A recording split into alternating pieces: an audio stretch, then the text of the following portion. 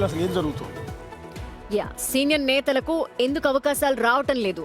Present ఇదే చర్చ జరుగుతోంది. పాత నేతలకు పదవులపై ఇంకా క్లారిటీ లేదు. సోము వీర్రాజుకు తప్ప సీనియర్ నేతలు ఎవ్వరికీ కూడా పదవులు లేవనే అసంతృప్తి పెరుగుతోంది.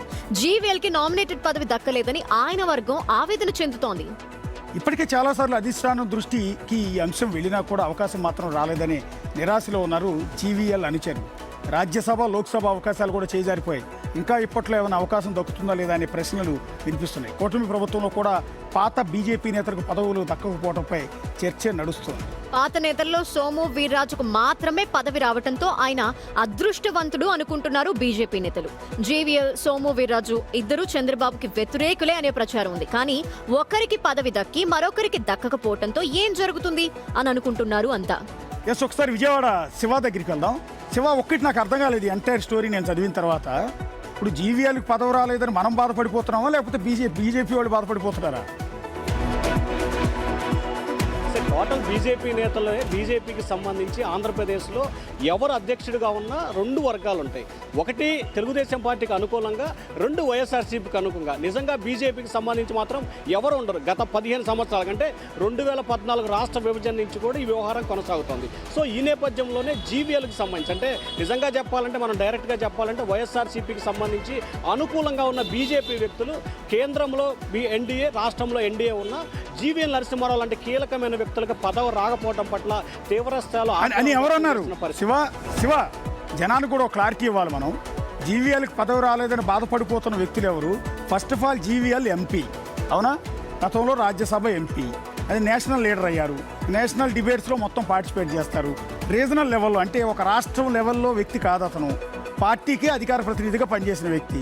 సో అది పార్టీ అధిష్టానం, అంటే బీజేపీ అధిష్టానం ఢిల్లీలో ఉన్నవాళ్ళు ఆయనకి ఏమైనా పదవి ఇవ్వాలనుకుంటే ఇచ్చుకుంటారు. ఆంధ్రప్రదేశ్లో ఆయన పోస్ట్ ఇచ్చే అవకాశం ఏముంటుంది అసలు? మొన్నటి ఎన్నికల్లో విశాఖపట్నం ఎంపీ టికెట్ అడిగాడు. అలాగే మొన్న రాజ్యసభ స్థానాలు ఖాళీ అయిన సమయంలో కూడా తనకు కావాలని చెప్పి ఆయన స్వయంగా కలిసి అడిగాడు.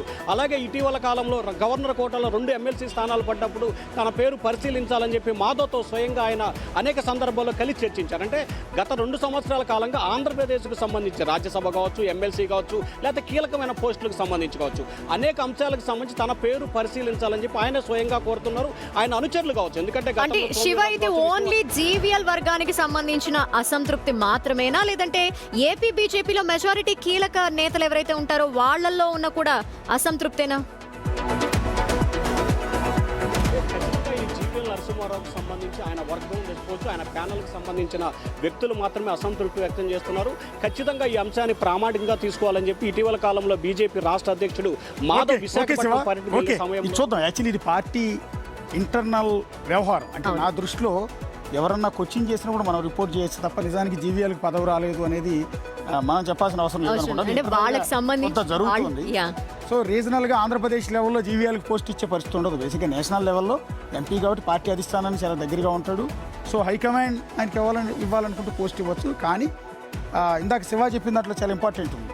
బేసిక్గా బీజేపీలో 2 వర్గాలు ఉంటాయి. అది టీడీపీకి కొంత సపోర్ట్ చేసే వర్గం ఒకటి ఉంటుంది, యాంటీ వర్గం ఉంటుంది. సో ఆ యాంటీ వర్గానికి లోకల్గా కూడా ఏ పోస్టులు ఉండవు, వాళ్ళకి ప్రాధాన్యత ఉండదు అనేది కొంత 2014-19 అదే టీడీపీకి కొంత అగేన్స్ట్ గా ఉంటారు అని ఉన్నా కూడా ఆయనకి ఇచ్చారు. బట్ జీవీఎల్ కి ఎందుకు ఇవ్వలేదు అనేది వాళ్ళు క్వశ్చన్ రైజ్ చేస్తున్నట్టున్నారు అక్కడ.